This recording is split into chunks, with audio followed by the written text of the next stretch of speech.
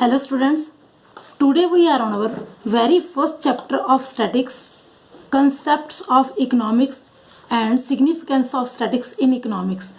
As we know, statics is having immense importance in our life. None work can be done without statics because statics means to say numerically expressions of the any problem. Suppose there is unemployment in the economy. If we are not collecting the data related to the unemployed people, then we can't solve the problem. So very first work related to solution of unemployment problem is collection of the data. So I can say that statics is important in all the spheres of the life. We have to use statics in each and every work, even in our daily routine life. But before doing the statics, before giving the introduction related to statics, we have to come to know about some basic concept of economics, because statics is important in our economy. और ये syllabus में है भी, but हमारे पास जो book है that is also statics in importance, significance of statics in economics, ये मतलब कि हमारे पास टॉपिक है. इससे रिलेटेड जब हम बेसिक कंसेप्ट्स करते हैं, the very first basic concepts of economics is consumer. Who is consumer? Who consumes goods, who consumes goods for direct satisfaction of needs, direct satisfaction of needs. Who utilize the goods? Who consumes the utility among goods? Who spends the money for direct satisfaction of their needs? And what he do? He do consumption. Consumption means to say direct satisfaction of needs. Direct satisfaction of needs. Utilization of the utility is known as the consumption. Consumer is a person who do activity as consumption. Consumption is the very first economic activity. हमने micro economics के first chapter में ये किया भी था कि we are having 4 type of the economic activities. The very first is consumption, second is production, third is exchange and fourth is distribution. So इसमें हमारे पास कंज्यूमर जो है वेरी फर्स्ट पर्सन है who starts the economic activities. जब ये consumption के लिए demand करता है, at that time producer has to produce the goods for the satisfaction of consumers needs. Second activity is, या पहले हम प्रोड्यूसर कर लो. Second person is producer. Who is producer? Who creates the utility among goods, who creates utility among goods, और who makes the goods utilizable, who do some efforts to make the goods saleable in the market. That is known as the creation of utility among goods. वो करता क्या है बेटे? He do the activity as production. Production is the activity which is made by producer. Producer do the production by using 4 factors of production, that are land, labor, capital, fourth enterprise. These are the 4 factors of production. By collecting these 4 factors of production, producer can do the productions. And next thing is, that is saving.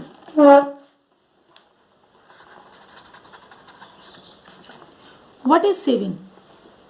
We are having our income that is divided in 2 parts, consumption as well as saving.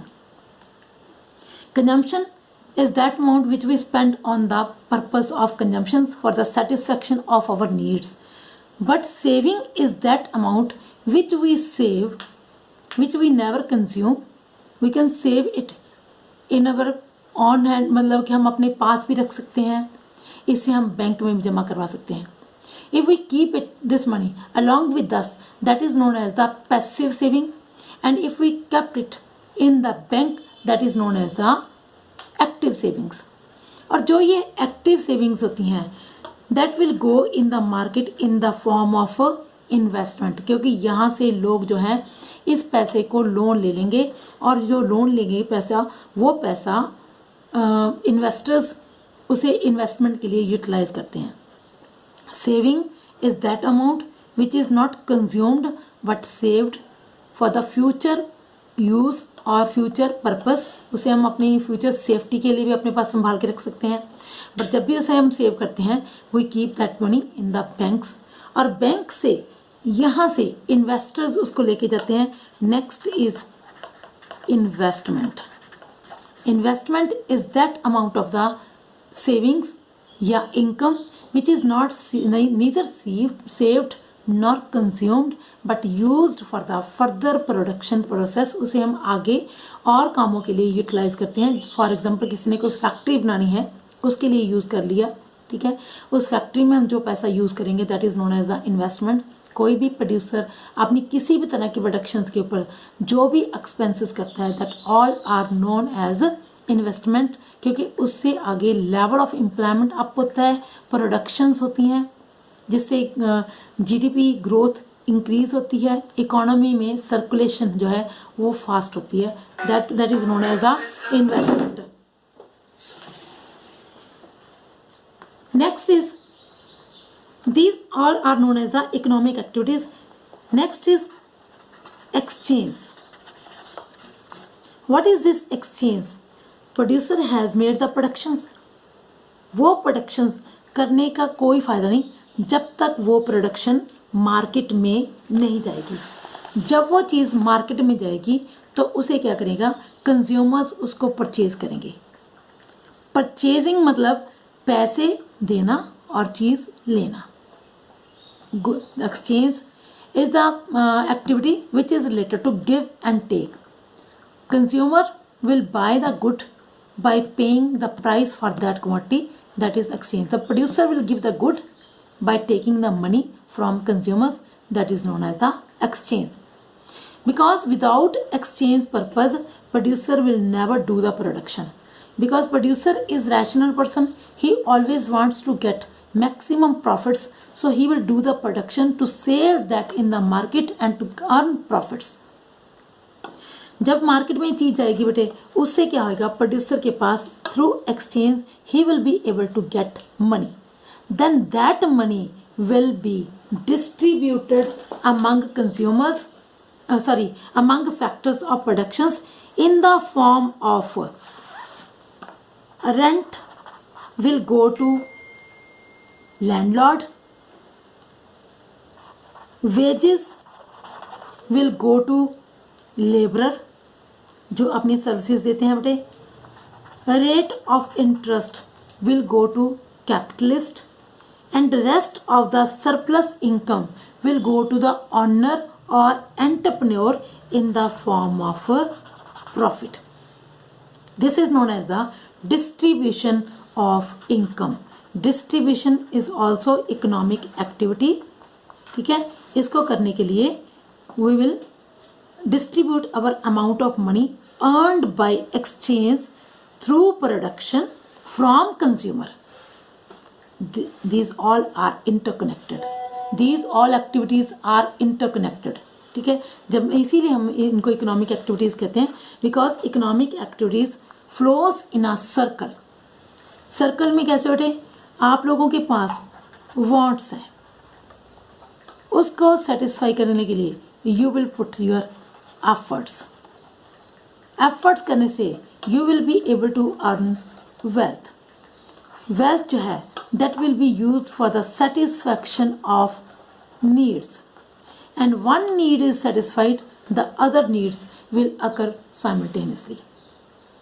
These are known as the economic activities, and this is known as the economic cycle.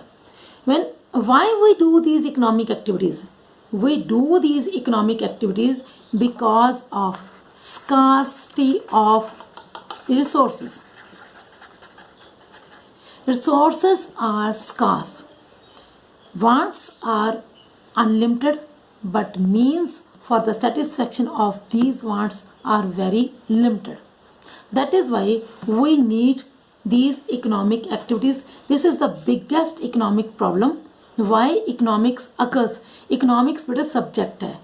ये subject बना ही क्यों है? इसीलिए बना है because there are the scarcity. In it we take only scarce needs. और ज़रूरतों जो बड़े scarce नहीं है. For example, oxygen is unlimited in our environment. तो उसको परचेज करने की ज़रूरत नहीं है. उसको हम इकोनॉमिक्स में नहीं लेते. Economics includes only those needs which can not be fulfilled. जिनको फुलफिल करने के लिए हमारे पास रिसोर्सेज लिमिटेड हैं, उन्हीं को हम इसमें इंक्लूड करते हैं. और उन ज़रूरतों को पूरा करने के लिए कंज्यूमर जो है वो डिमांड करता है, प्रोड्यूसर प्रोडक्शंस करता है, और उससे वो चीज़ मार्केट में एक्सचेंज होएगी. और एक्सचेंज के थ्रू जितना भी पैसा आएगा will be distributed among the factors of production. And factor जो प्रोडक्शन जो है वो कहाँ से आते हैं बेटे? वो घरों से निकल के आते हैं बेटे. कंजम्पशन सेक्टर से निकल के आते हैं, हाउस होल्ड सेक्टर से निकल के आते हैं. हम लोग प्रोड्यूसर भी हैं, हम लोग कंज्यूमर भी हैं. हम प्रोडक्शन भी करने में भी हेल्प करते हैं, हम कंजम्पशन भी करते हैं. ठीक है. So these are interrelated with each other. So by this way we are having our three distinct economic activities. We are having distinct components. These are the distinct components of economics which are related to consumption, production, distribution. But बीच में आप लोगों को exchange भी जरूर लेना है, because without exchange we are unable to do the distributions. ठीक है.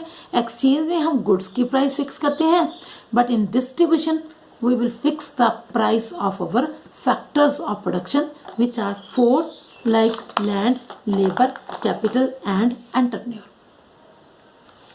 Our next topic is related to statics. What is statics? Statics is a subject which helps us in numerical expressions of our problems. Poverty, how much the poverty is there in the economy? Without statics we can't do it. How much unemployment is there? Without statics we can't find a number of unemployed persons. Level of income and employment, whether the economy is on the developing way or underdeveloping, it can be counted or it can be measured with the help of statics only. So statics is the way to find out our problems. It's a means, not end. Means मतलब कि it tells us related to problem. ये problem इतनी है, ऐसी है, but it never give us the solution. So statics is a mean, not an end. It tells us how to solve the problem, but never solve the problem. It never gives the solution of the problems. It merely tells what the problem was, what the problem is, what the problem will be. And now we are using our statistical tools in the singular sense. Statics in singular sense. It is having 5 statistical tools. The very first is collection of data.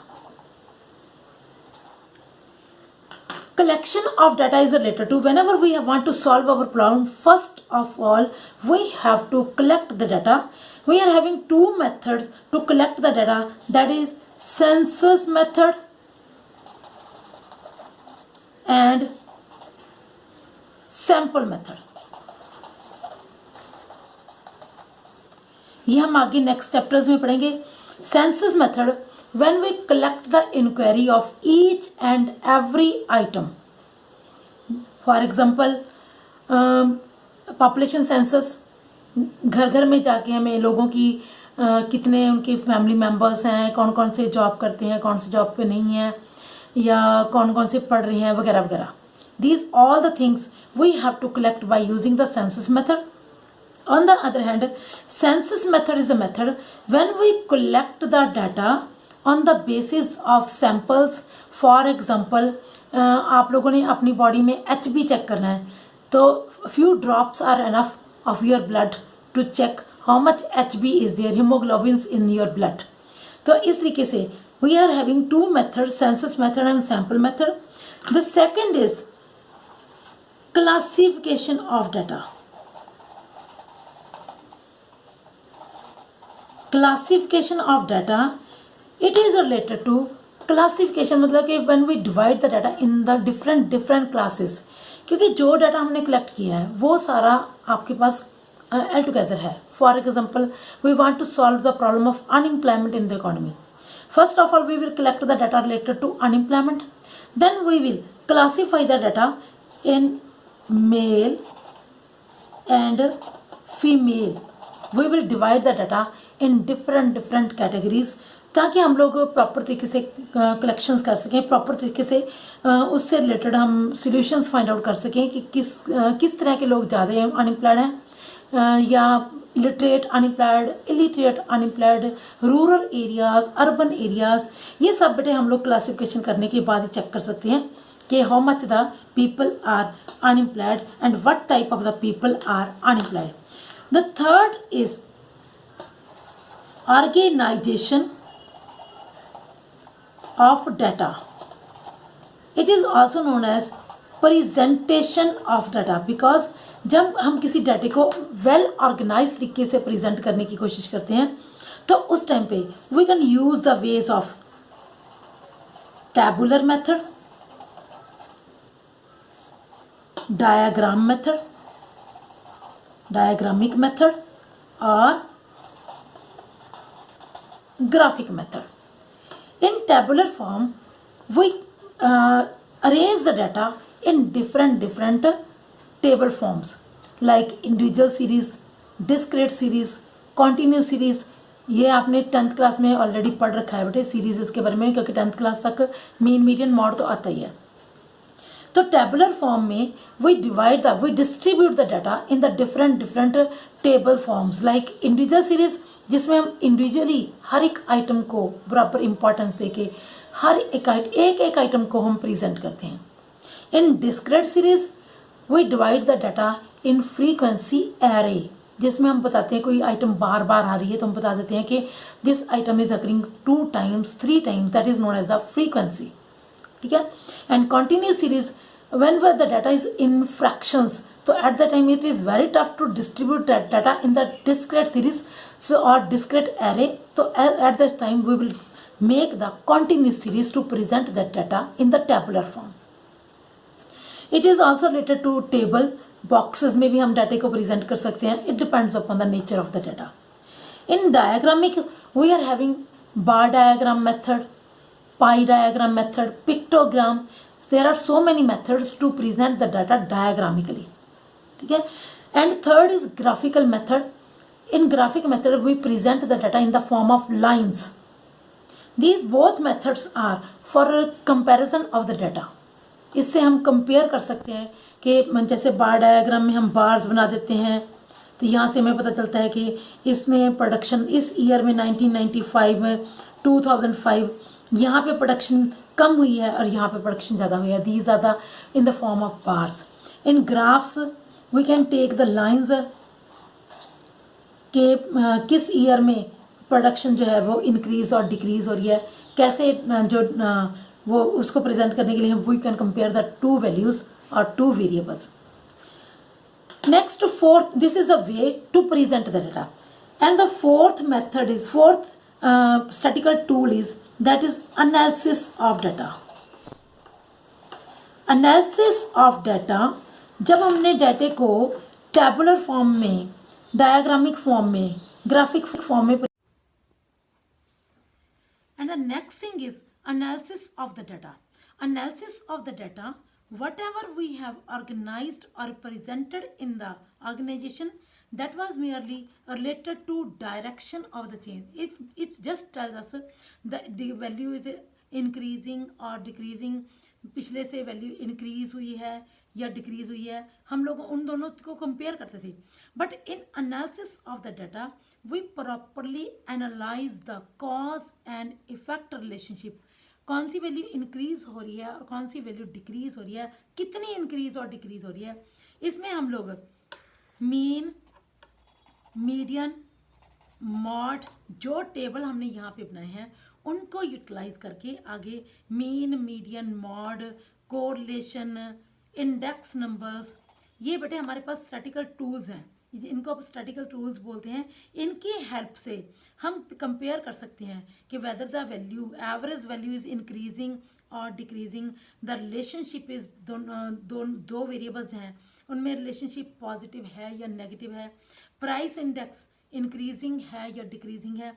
So it helps us in mathematically proof of the problems which we have made the in organisation of the data में। So ये method जो है इसकी help से जब हम analysis कर लेते हैं तो लास्ट में हमारे पास जो फिफ्थ चीज आ जाती है, that is the interpretation of data. Interpretation of the data is related to conclusions, क्योंकि यहाँ पे आके हम कंक्लूजन्स फाइंड आउट करेंगे कि वैल्यू जो है इंक्रीज हुई है या आउटपुट इंक्रीज हुई है या डिक्रीज हुई है। अगर इंक्रीज हुई है तो how much that has increased, अगर डिक्रीज हुई है तो how much that has decreased. These all are known as the statics in the singular sense. These are used as statistical tools as in your book, and this will go step by step. ये नहीं हो सकता कि हम organisation of data को पहले ले लें और क्लासिफिकेशनों को बाद में ले लें। No, it will go step by step. ये देखिए यहाँ पे स्टेप्स बने हुए हैं। फर्स्ट स्टेप में we will definitely collect the data. In second step we will classify the data. Third step, we will present the data. Fourth step, we will analyze the data. And fifth is the interpretation, and it will go step by step. These are the stages, first, second, third and fourth, fifth stages. और उसमें statistical studies में ये पांचों methods आ जाएंगे। और statistical tools में हमने हर एक स्टैटिकल स्टडी के अंदर क्या क्या स्टडी किया है, कौन कौन सी वेज हमने यूज़ किए हैं। जैसे मैंने अभी आपको बताया था, for the collection of the data we will use the census and sample method, and in presentation of the data we will use tabular form, graphic and diagram method. Analysis of the data में हम लोग mean, median, mod, या आप लोग percentage में, averages में और correlation, इस तरीके से डाटा को एक्सपैंड करने की कोशिश करते हो, उसको प्रॉपर तरीके से प्रेजेंट करने की, मैथमेटिकली प्रेजेंटेशन करने की कोशिश करते हो। एंड फिफ्थ स्टेज में इंटरप्रिटेशन में we will check the magnitude, check the percentage changes, and after that we will compare the degree of the relationship between the two variables और मोर देन टू वेरिएबल्स। ठीक है, तो यहाँ पे हम लोग आके अपने कंक्लूजन्स ड्रॉ करेंगे। और जो नेक्स्ट मेथड है हमारे पास, that is the statics in the plural sense, वो हमारा नेक्स्ट टॉपिक में होगा बेटा। Thank you and God bless us all.